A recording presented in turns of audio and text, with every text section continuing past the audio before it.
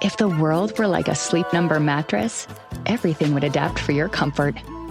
Because as your life changes and your body changes, Sleep Number mattresses adapt and shift to give you personalized comfort night after night. And now everything's on sale during our Memorial Day event. Save up to $1,200 on mattresses for a limited time. To experience a whole new world of comfort, visit a Sleep Number store or go to sleepnumber.com. Sleep Number, to a good life sleep. It's time for the Larry H. Miller Utah Summer Games at Southern Utah University in Cedar City. Register today to participate in the 40th anniversary season of a Utah sports tradition at utahsummergames.org. Participate in over 50 sports around the state. Then plan to join the opening ceremonies Friday, June 5th, presented by State Bank of Southern Utah. Register today to participate in the 40th anniversary season of the Larry H. Miller Utah Summer Games.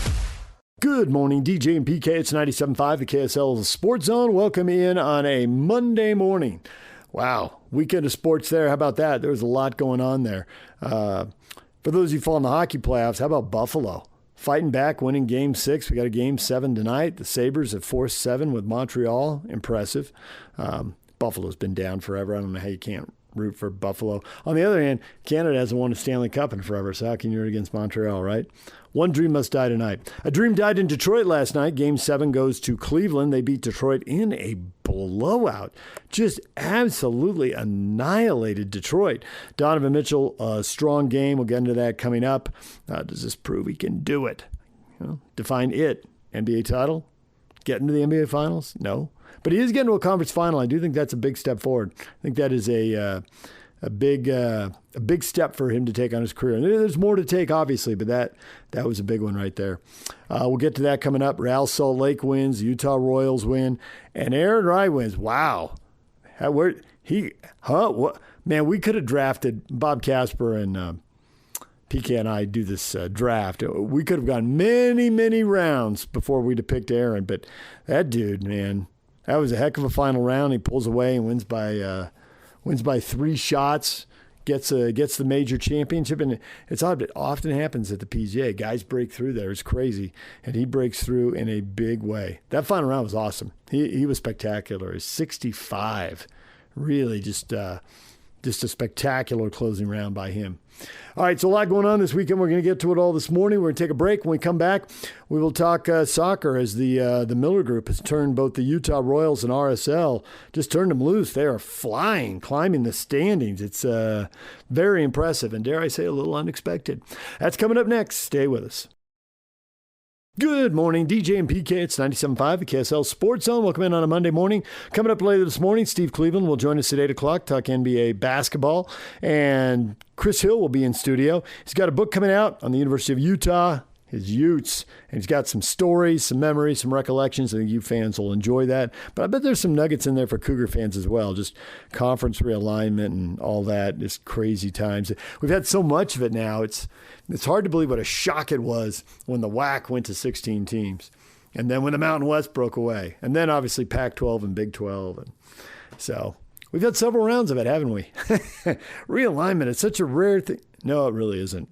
There have been 4 in 30 years. There's plenty of realignment. We'll talk with Chris Hill coming up.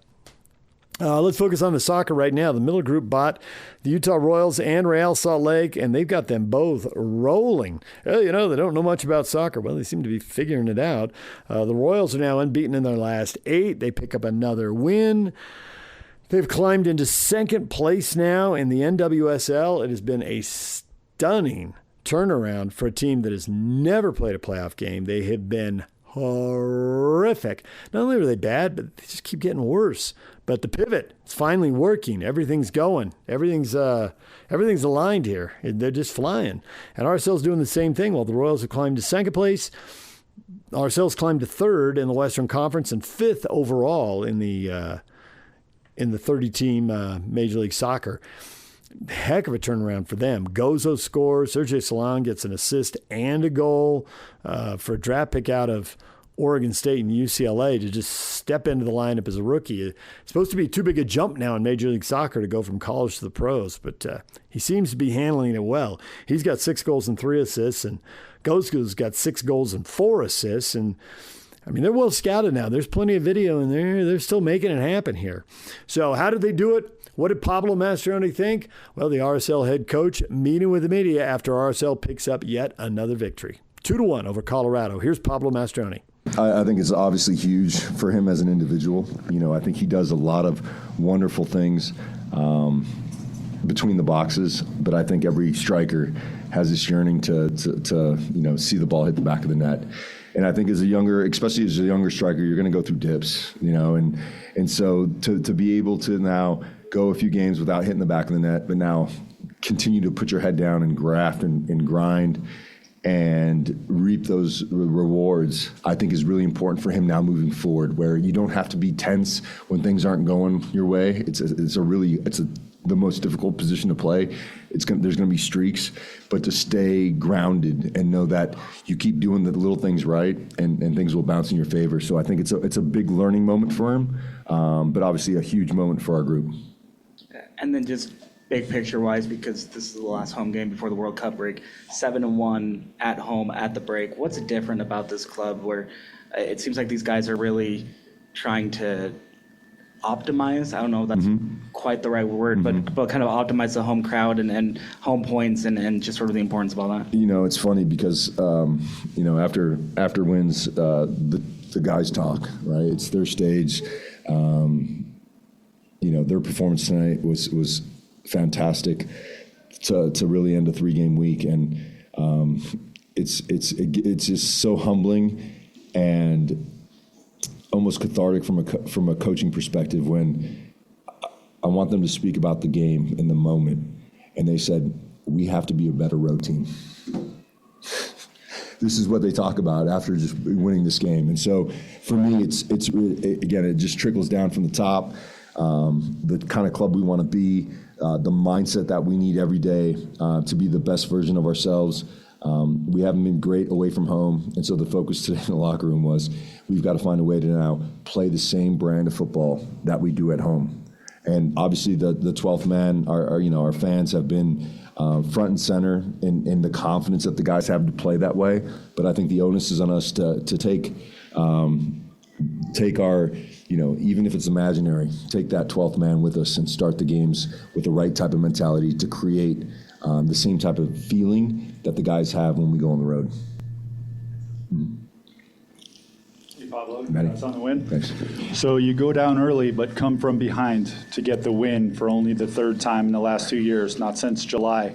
What did you like most about the response from the younger squad you put out there? Yeah, I think it was always going to be interesting to see how the young guys up front were going to be able to handle those kind of moments where you're behind it. But what I saw was a group that was really calm emotionally. It wasn't erratic. We stayed the course. We knew that we were going to get our opportunities. We had quite a few in the first half. Guys making plays, Sergi to goes, and then obviously Juanma to Serge. I think those are just it's again a big learning moment for our group where even when things are down, we stay the course. And I think that's a really proud moment for me. Just watching our team continue to grow from a game management perspective. We have a lot of time left. We got to keep doing the same things to kind of break them down, and we'll reap the rewards. So a real testament to the growth of the group in this early part of the season to manage games and manage emotions the right way. You've been involved in this rivalry so heavily in all these different positions, right? What did it mean for you to see, especially the Utah-based players, like on the first goal where Booth forces the error and then Gozo gets the finish? What does it mean to see them picking up the mantle of this rivalry and really driving it? Yeah, before the game, our Nick, who's in charge of our video, put together a fantastic montage of what this rivalry has meant over the years, right? And so for a lot of these guys, this is their first foray into the Rocky Mountain Cup. And again, I think they handled themselves with such class and professionalism. And to see, again, Zach close the player down and take away the angles. And then the transition moment, something that we've stressed so hard this year. And just watching that play being executed at a really high level and doing it with younger players that may not have the experience, I think it really speaks volumes. So, for me, this is obviously a big game. given my history, but tonight belongs to the players and their performance, and I think we got one game better from last game. And then just one last one for me, and I know you don't like the single players out after a game, but Juanma's assist on that last one almost felt like a reward for what he was doing all night long. What does he bring to the team when he's got the kind of rhythm that you saw from him tonight all over the field? Yeah, no, I think, Juanma is a player that, 9 out of 10 makes the best decision the game offers him. And in that one decision, he's trying to do things that a lot of players maybe haven't seen, or he's 2 steps ahead. He's playing at the international level right now. He's obviously in contention for the World Cup with Uruguay, and I think he along with all the guys, they're playing for something greater than themselves. And I saw that tonight with the majority of the guys on the field. They just gave everything for the group. They gave everything for the cause. And that was another thing that we talked about, that, if we can play like this, we can write our own script, and so that's really the call to arms after the game today. But I think Juanma's been a real special player for us, defensively making great decisions, but also in that final third and picking players out. And that seems like a similar goal that we scored, a couple weeks back or a month back, where it was Juanma to surge, and that was a fantastic finish in that pocket. So just really proud of everyone, man. But Juanma's been, a top player for us. Pablo, could you just talk a little more about Booth? Because he started the first 2 games, but he has played very sparingly. You sent him to the Monarchs for a couple games, but he's played so little. What did you think of his entire performance? I thought it was really, really good. I think sometimes, he found out he was going to play yesterday, right? And I don't think there's a lot of time to really think and get emotional about the game and overthink things. He played the game to a really high level, and it's a new position for him, right? And so against a really dynamic team, there's always going to be questions as to whether he was going to be able to anticipate the next play from that position, because it's fairly new. But he checked all the boxes. Defensively, he was strong. Offensively, he played what he saw. The first goal where he closed down and we won the ball and played forward. So he was fantastic tonight. And I think that's, again, where, if you would have asked Zach at the beginning of the year what his preferred position is, he wouldn't have said wing back, but again, he's willing to do whatever it takes for the group. And so I think it was a fantastic performance for him. And then Dom came in and did a great job. And so it's just, when things are, falling into place, guys are willing to do things that they never thought they were capable of. And Zach did that tonight in spades.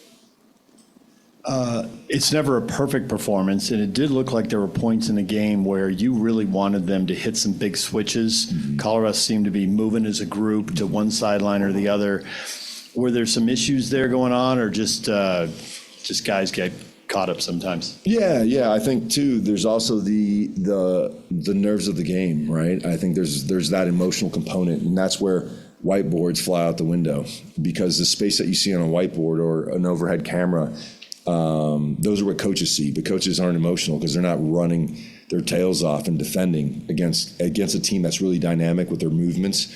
And the way they press, when they press as a group, it's hard to find the best option at times. So I think it was a combination of all those things. But so again, teams, and that's the other part, is like we can want to play a certain way every game. Teams are obviously trying to thwart what we're trying to do. So, but I think overall the guys really executed at a really high level. They run some unusual set pieces, and I'm wondering how prepared they were for them. They saw them over and over. Can you talk a little bit about the preparation and then the level of execution you thought you saw there? Yeah, so again, I think from our, the goal that we conceded, they had a corner kick prior to, and I think Lucas did a really good job of dealing with that back post. On the second one, we were still in fine position after the initial play. We just kind of fell asleep in the middle of goal, right? So it takes a touch out wide and then leathers it across. And so it wasn't so much that our setup was poor, because you're always going to have balls that you can't anticipate where they're going to go. You still have to do your job throughout the whole exercise, right? So then after that, we brought Zach back and we made the adjustment and having him deal with their back post that they were trying to exploit. Yep. Congrats on the win. We have Justin and Lucas that came back from injury. We've been seeing 2 games. What did you think of their overall performance tonight? Yeah, I think they were real solid. Jay Glad has been dealing with a a hip injury that hasn't allowed him to kind of reach full speed. But tonight it was tested over and over again, and really handled Navarro, who's a fantastic player, and did a great job. And Lucas, again, not having played in quite some time, I thought stepped in and did a remarkable job. Not getting reps and still coming out and playing really well on both sides of the ball against a really dynamic team. Is probably one of the harder teams to kind of put both of those guys into. So just them negating a lot of really clear opportunities and defending the depth real well is a testament to their performance. And then what area of the game do you feel most confident about heading into this break? And then where do you still need to see the most growth for you guys? No, I think it's in every phase of the game. There's room for improvement. There's no, we're good here, because again, different opponents, what ends up happening is whatever you're doing really, really well, your opponent is preparing for that the next weekend. And so you have to do it even better. So defending the box, we have to do well. Set pieces, we have to do well. Our transition game has to be better, both offensively and defensively. So we look at it more from a bird's eye perspective, and celebrating the little wins, but knowing that we have a lot of work to do to be a top team in this league. Hey, Coach. Especially with the compression y'all have had with the schedule, I wanted to ask you both, as kind of a coach and a player, how hard it is for them to stay locked in and fight that mental fatigue late in the game. They were still rotating, covering for each other, not having those breakdowns. Yeah, that's a great question, and I think a lot of it has to be, from a physical perspective, the guys were running. They were redlining at the end of the first half, given how much work they were doing. So I think what allows them to continue to, provide the type of physical output that is needed in a game like this is really the emotion and the fear of letting your teammate down. Like I've said earlier, there's something about this group that is really unique that you can't coach, that you provide an environment for these guys to flourish in. And because they're such great human beings and fantastic players, it's that peer-to-peer accountability that really drives the last 20 minutes of a game like this. It's not, because if you look at the data, you'll say, like, these guys shouldn't have been able to do what they did. But the fact that they're still covering for each other and making hard runs back, Gozo's another example. He's had, 3 games where he's been running in the red. How does a young man like that? And it's because he doesn't want to let his teammates down. And in doing so, when you give to the team, it's amazing how the soccer gods will really celebrate you as an individual. And he's had a fantastic week. And then I ask you about DeAndre, last few games, just playing out of his mind, both offensively and defensively, forcing conflict when he gets forward, and then just cleaning things up. Yeah, no, Dre's these last couple games have been fantastic. He's utilized his experience the right way, and oftentimes a player of his age you wouldn't think could give the physical output, but he just never stops running. His sprint distances, his covering positions, his decisions in the attack to run the half space. He's just always feeling the right moment. These 2 games have been really, really top, and I think today he showed his class as to why he's been in a couple World Cups and why he's played abroad, and just that type of experience for our group, being a younger group. And he had Zach in front of him in the first half, and then he had Dom come in, and these are 2 younger guys that are still cutting their teeth and getting to understand the game. So he even did a lot of leadership, of communication with guys in front of him. So it was a really complete performance from Dre tonight. Hey, Coach. Congrats on the win. I want to talk a little bit about Sergi. You have this guy who came from basically college, is tearing it up right now, if we can talk like that. And it seems like he's a striker that you probably wanted to have for a while. He scores from his left, assists, and now with headers. It's been a while since a player have a header. Mm-hmm. Have you talked to him in that aspect of his game to keep improving on that, or is there anything else that he can continue to do? No, I think Sergi's a fantastic, student of the game, where he's always asking really good questions.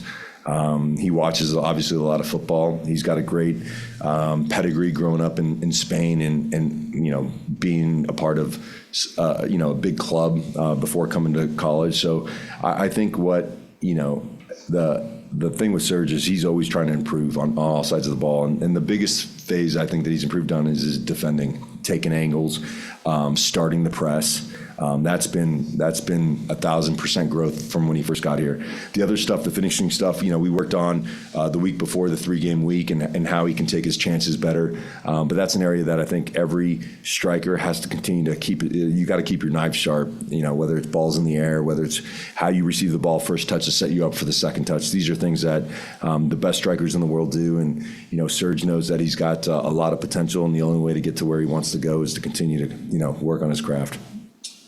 Going along with that, you have quite a few players assisting, quite a few players scoring, and overall it seems like off the bench there are players that come in and make a difference as well. Mm-hmm. How much fun are you having with this team right now, and how proud are you of them? Yeah, no, it's and it's a credit to the coaching staff as well. The amount of energy and work that they sit down with players, all the guys, whether you're starting or you're not getting a lot of minutes. And I think that when you understand, and I've said this before, is when you understand how we want to defend from every position, then you can start to have rotations, right? Because then there's not we're this guy's on the wrong side. And sometimes you see Goes on the right, sometimes you see Serge on the left, sometimes you see Morgan, Diego, all these guys but the most important thing is that our structure will not be compromised because of the understanding. And so we harp a lot on our defending. Our coaches do a great job of working with the young guys in particular. I thought Aiden had a really good game tonight. I think he showed one game better from the game that maybe in the last couple games. And just his between the boxes, understanding defensively, understanding where to get the space to turn and start attacks. And so it's a testament to everyone in that locker room and the coaches. Again, it's a joy to work with everyone because everyone knows that we're a good team, but we want to be great. And the only way to get there is to work your tail off. Yep. Congrats on the win, Coach. Tonight we saw a little bit of, you could say, passion, maybe some frustration, some anger at points on the field. As the coach, how do you take that and channel it and turn it into a result like this? Well, again, I think there's always, and especially in rivalry games and derby matches, I think there's always going to be a certain, there's going to be a higher threshold for emotion just because of the significance of the game, right? And I think there's that emotion is really beneficial to a certain point, but beyond that, you start to lose your head. And then when you lose your head, then you run out of position and you do these things. And I just felt like we were riding that fine line for the whole game. I think and all the players on the field, whether you're in the back line, midfield, and up front, I felt like we had a really good, there's a right amount of tension in the game. And that's why I went to the last bit, because I think we managed this game really well. In the second half there's times we played out, there's times we played long, but we never had 2 or 3 guys walking back when the play broke down. We had everyone sprinting back to get in. It just meant something, and I think games like this bring the best out of guys. And so moving forward, I think again, like what the guy said today, is like this is a standard whether we're at home or we're away, and this is something that we got to channel and hold ourselves to. With this being the last home match before the World Cup break, how important is that to make a stamp on your home form before going into the break? Yeah, I think it's huge, Oz. I think it's critical for everyone, right? I think, like I said, it's not just the vibes in the locker room, but it's the vibes in the stadium, and I think fans, they know when they come out to our games, it's going to be an exciting match. Guys are going to work hard for them, but there's nothing more important for everyone that comes to these games than the 3 points, right? And I think so. Having that long break, we're leaving home with a good taste in our mouths, and really the responsibility and the accountability to make sure that when we resume after the break, that we hold ourselves to the same standard. All right, there's Pablo Mastroeni after the 2-1 win. That's the last home game before the World Cup break. They've got one more game on the road in Minnesota coming up this weekend, and then they basically are off for 2 months. It's the longest break. But with the World Cup here in the United States, they want to go head-to-head with that, so they're going to shut everything down. And then coming out of the World Cup, we'll hit the summer transfer window, and pretty quick we'll see if guys are going to move. Is Gozo going to go or not? I mean, there's a lot of posing going on right now. He can say he wants to go, and the agent can squawk, they're holding my guy hostage. But until you get the transfer window and you see what the offers really are, which clubs, how much money, and that is when the rubber will meet the road, and I assume a decision will get made pretty quickly. It suddenly feels much more like he's going. For a while I thought, well, he could go, but man, he just keeps racking up the stats. It's going to drive up the price, and you like for the whole market to be more subtle than that, but it just doesn't seem to be. Andres Gomez went over a couple of years ago. He had 13 goals, 9 assists midseason. He went over there. They decided they want him, and then pretty soon they didn't want him, and he lands in Europe, and boom, he's out of Europe, and he's off to Brazil. So we'll see how this plays out, see what Gozo does. But for right now, he is putting on a show. All right, let's switch gears and get to the NBA playoffs. Donovan Mitchell, the former Jazz man, wins the Game 7 on the road. He and the Cleveland Cavaliers go into Detroit and win. We will get to that next. Stay with us, DJ and PK. It's 97.5, the KSL Sports Zone. If the world were like a Sleep Number mattress, everything would adapt for your comfort. Because as your life changes and your body changes, Sleep Number mattresses adapt and shift to give you personalized comfort night after night. And now everything's on sale during our Memorial Day event. Save up to $1,200 on mattresses for a limited time. To experience a whole new world of comfort, visit a Sleep Number store or go to sleepnumber.com. Sleep Number, to a good night's sleep. Make game day yours. Tickets, food and drinks, stats, and streaming. Everything you need is in the Utah Mammoth app. Download today and make game night easy. Download on both Android and iPhone. Tusk Top. Hey, sweetie, your mother showed me this Carvana thing for selling the car. I'm going to give it a try. Wish me luck. Me again. I put in the license plate. It gave me an offer. Unbelievable. Okay, I accepted the offer. They're picking it up Tuesday from the driveway. I haven't even left my chair. It's done. The car is gone. I'm holding a check. Anyway, Carvana, give it a whirl. Love ya. So good, you'll want to leave a voicemail about it. Sell your car today on Carvana. Pickup fees may apply. Good morning, DJ and PK. It's 97.5, the KSL Sports Zone. The Eastern Conference Finals are set. It's going to be Cleveland and New York. Now, arguably, these are two of the Final Four teams in the playoffs, and maybe they're two of the 4 best teams. Although if you look at Minnesota or you look at Denver or the Lakers, there might be an argument that the top 3 or 4 or 5 teams are in the West. Obviously, Oklahoma City and San Antonio, everybody's looking forward to that series. We've got game 1 of that coming up tonight. And NBC's got to be thrilled they've got that. They got to be thrilled. The Eastern Finals on ESPN, and then the weekend games will be on ABC. This ought to be massive ratings for this Western Conference Final that's masquerading as an NBA final. But nonetheless, for Donovan Mitchell, I think getting to the conference final is a big deal. I think that getting to the playoffs, winning a series, getting your first conference final, getting your first NBA final, and winning your first title, those are all steps along the way, and every one of those things means something. When the Jazz win their first playoff series with this group, as I expect they will, I don't know if it'll be this year, but when it happens, it'll be a big deal. Just as it was last time when they beat the Clippers in 7, that was a big deal. And to get to a conference final when Stockton alone did it in 92, and it had been so hard for them, and they struggled. They had that series with the Clippers and the riots and postponement, and that was kind of chaotic, and it ended up going 5 when it was up. They're up 2-0, and it looked like they're going to sweep, and then there's a long break and all that. But, man, they rallied themselves, and can they go for the first time to a conference final? And I honestly think if they hadn't, there are all kinds of stories about the Jazz would have moved on from one or both of those guys. But instead, they dominated Seattle in 5 games and then gave Portland a great series in the Western Final, 2-2 overtime in Game 5. It was awesome. And, of course, we know what happened there. So I think it's a big deal for Mitchell to do this. Does this mean he's arrived? No. It means you make the next step, and now they expect the next thing, which is get to a conference final. And I think they're the underdogs in this series, but I don't think they're crazy underdogs. It's certainly doable. I think New York's the favorite. A little more playoff experience, a little better finish in the standings, a little more time on the big stage. But for Cleveland, it's totally doable. So, all right, for more hoops, David Locke joined us on Friday. Listen in. Here's our conversation with David Locke. David, good morning. In the deserts of Arizona, they're laden with the saguaro cactus that lasts for 150 to 200 years. They don't grow arms until they're perfectly strong enough to be able to do so. They can hold 300 gallons of water at one time on a storm. You know, they grow a little bit similar to the level of DJ and PK.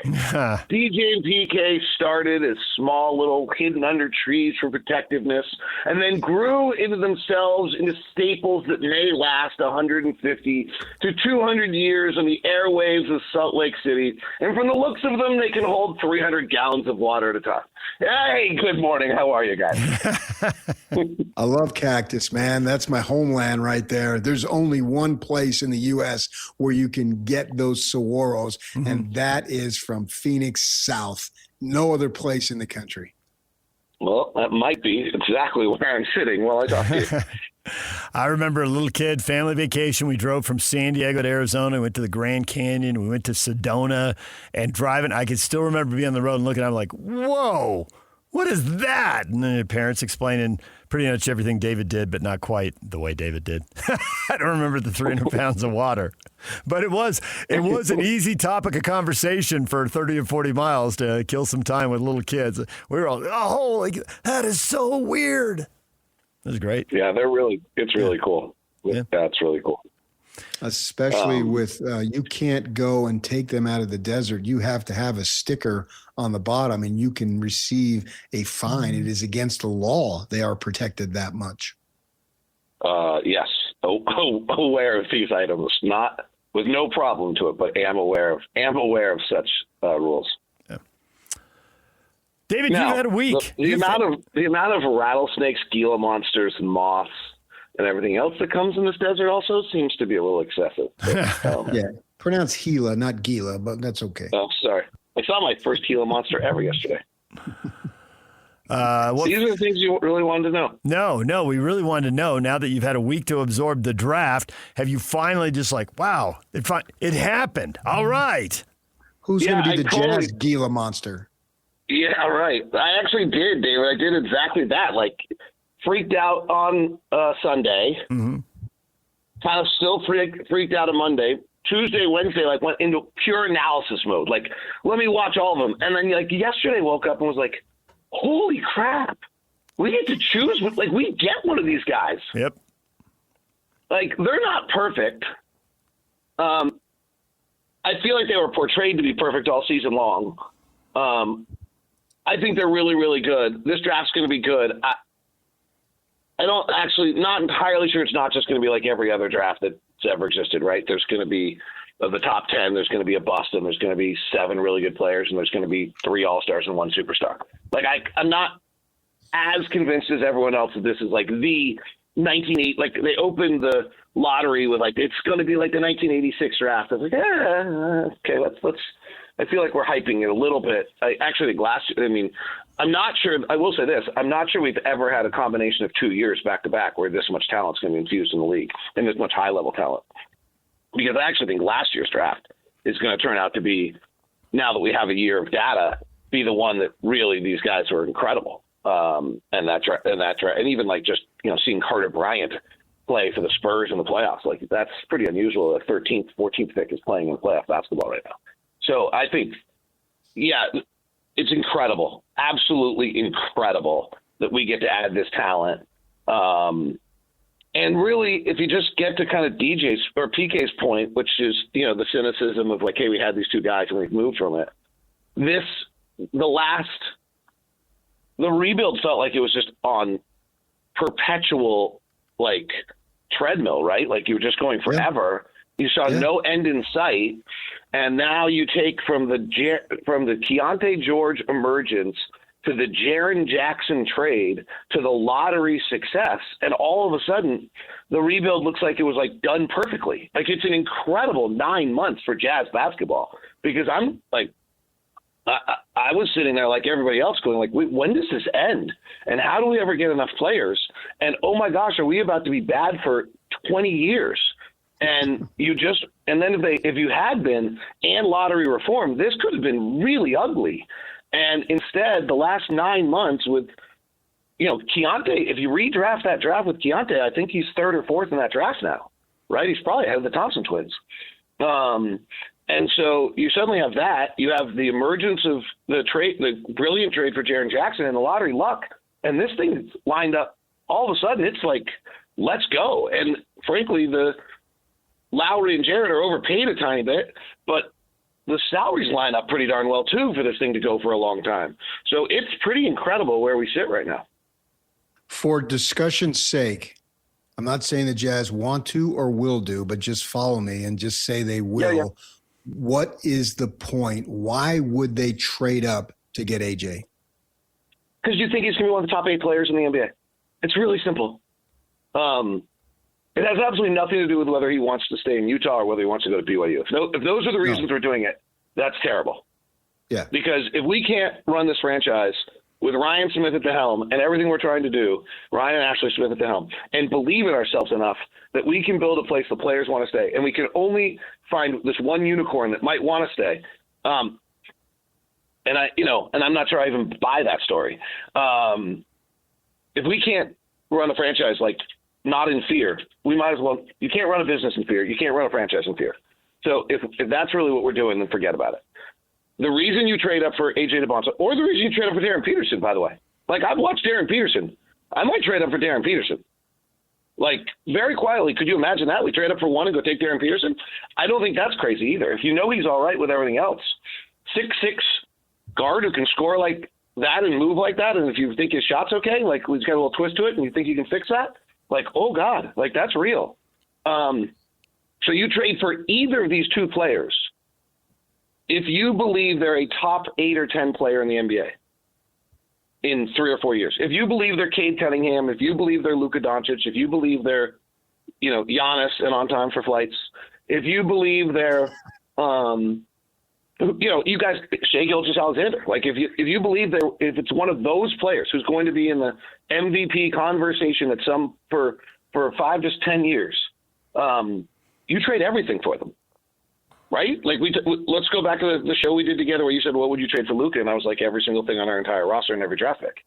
And if you can get one of those players, it's not like a linear scale, by the way, of pretty good to really good to great to superstar. It's like a hockey stick of value. And so if you believe that any of the kids in this draft are that much different than the rest and going to be a top 10 player, 8 player in the NBA, you should trade the world for them. I love the hockey stick analysis because good to very good to great, while true, doesn't completely capture the value of going from good to great, right? There are some really good number one. Anthony Edwards and Cade Cunningham are really good players. Now, they may both go out of the playoffs this weekend, so there's that. Victor Wembanyama, that holy cow. It's not if he's going to win a championship, it's when, isn't it? Oh, or if he's going to win 10. Yes, right. And as soon as he gets the one, then what's the final number going to be? Because it's going to be multiple, right? When San Antonio loses to Oklahoma City in the playoffs this year, if they do, the next question that should be asked is, when is the next playoff series Victor Wembanyama loses? Yeah. Because it might be 4 years. So I think even in the hockey stick analogy, we actually have Victor Wembanyama might just be something different than the rest of the hockey stick. But I think Anthony Edwards and Cade Cunningham are on that hockey stick part of it. If you can get Anthony Edwards or Cade Cunningham in this draft, you better. And you go. I don't care what you give up. If we give up all 5 of our next future draft picks, that's when it's worth it. But you got to know, that's the reason you would trade for AJ DeBonsa. But I got to be honest. And now it's really hard. These scouts are really good because actually, if you watch Anthony Edwards out of Georgia, it was you saw this incredible running back inside of a basketball body, and you were wondering, and his skills have really accelerated. So it's not all, and you watch Cade Cunningham, and you were super worried about whether he was actually athletic enough around the rim. He wasn't particularly athletic at Oklahoma State around the rim, and he actually wasn't in the NBA for his first few years. So there's really an incredible growth progression that takes place amongst these players while they're in the NBA. And so I watch AJ DeBonsa and I watch Darren Peterson and I watch Cameron Boozer right now, and I see these things and I'm like, gosh, but obviously they're going to evolve and get way better when they're actually allowed to play basketball every minute of every day and have daily scouting and daily coaching and daily everything else. So it's hard to figure out whether or not the players I'm watching right now are not Cade Cunningham and Anthony Edwards, but that's not who they're going to be in 3 to 4 years. I will tell you when Wembanyama loses his next series, and that'll be in 2 years, and it'll be against the wonderful backcourt. It's a Wonderful Life of George Bailey and the greatest front line since Bird, McHale, Parrish, and Walton, being Kessler, Jaren Jackson, Larry Markin, and A.J. DeBonsa, 27-28 in the spring of 28. That's when it will happen. Mark my words. Well, it's enough size to maybe do it. Might need somebody on that roster to be a defensive first player, but I'm with you. Like, let's go for it. Like, it's enough size to do it. You guys watch AJ much more than me. And I'm watching him now for the first time. So I have had 3 takeaways, and I want your guys' thoughts. So obviously the body and the fluidity is incredible. The handle for his size is awesome. There is 0 space on the floor for him to ever go anywhere. So it's hard for me to evaluate. And yet he did it anyway. But go ahead. Yeah. And then the off the bounce 3 and the catch and shoot 3 really look poor. And there it is. And he knows it. And that's yeah. He's got to improve the 3-point shooting. You're right. He's got to. You really can't be without that shot. You're Paulo Banchero, and Paulo Banchero can score a lot of points and do a lot of stuff, but it's not working in Orlando. It won't work when you get to the playoffs. In the playoffs, it won't work in the regular season either. Actually, I guess we can debate that. But since you want it to work in the playoffs and you're drafting for the playoffs, that's the whole point right now. Anyway, I think there might be ways to finesse it in the regular season a little bit. But to your point, yeah, you want to spread the floor and create the lanes for you and all your teammates to drive. You want to have that quote-unquote gravity, and he's not good enough right now. But if he did have that, then he'd be talked about as a slam dunk number 1, and there'd be absolutely no chance that, A, you could trade for him, or B, he would fall to number 2. Yep. If he had that, he's number 1, they're taking him, and don't call me, I'll call you as far as the trade proposals. Yeah, I mean, let me just say why I say it will. Why it doesn't work in the regular season also. If you're a non-shooter in that manner, you have to have the ball in your hands all the time. And that's what happens to Orlando, is that Banchero is really, really good, but if they give the ball to Franz Wagner or they give the ball to Desmond Bane or they give the ball to Jalen Suggs, all good players, and Banchero's on the floor, no one's guarding Banchero. Because they don't care if he kicks, catch, and shoot 3. And they know they have enough time to get back to him. And so it clogs up the entire rest of the offense. And that's why Orlando's 22nd in the league offensively every year. So that's why I make that comment, that it's a big deal. By the way, I think both these kids are obviously there's Darren Peterson off-court issues with the, what's going on with his body or whether it was physical or not. Yeah. Issues that are real, figured out. But I got to say, some of his fluidity and movement and things like that. And then I'm looking at the NBA right now, and Jalen Brunson's dominating a series, and Donovan's dominating a series some of the time, and Cade Cunningham's dominating a series some of the time, and Shai Gilgeous-Alexander's dominating a series. And I actually begin to wonder whether, for the first time ever, I'm looking at 6'9" versus 6'6", and I'm like, well, maybe I want 6'6". Well, maybe I want the pure handle guard more than I want the 6'9" big wing. If you even go back to last year when I watched Ace Bailey and Dylan Harper, my very first reaction was I thought Bailey was 6'10" at the time. But I was like, wait, why would I possibly take 6'3" instead of 6'10"? And watching the NBA right now, I'm actually beginning to wonder if 6'6" ball handling guard is actually a more important prototype than archetype or whatever you want to call it, player than the 6'9" wing. But it depends. If he becomes Luka, then you're fine. But right, Boston's ridden those wings to a lot of success, and all the guys you mentioned they're good. But back to the hockey stick, let's add up all of their conference finals, all of their NBA finals, and all of their titles, because the Jazz are trying to win a title, but they certainly want to open the championship window and get to the Final Four. Now, maybe if it's horses for courses, right? Hey, if this is who Wembanyama is, build a team that is the Spurs' kryptonite, because that's who you're going to have to beat. And so maybe there's some logic. I have no idea. I have what no that is. idea what. It might be a team that has to take 73s, actually. Because he can't block every 3-point shooter, right? I mean, he just takes away half the court. If you watch the game and understand what's supposed to be happening and where passes are supposed to go and where guys' routes are supposed to be, he literally within 5 seconds to 7 seconds of every possession ruins what the other team is doing and what their natural movements are supposed to be with his presence. It's incredible.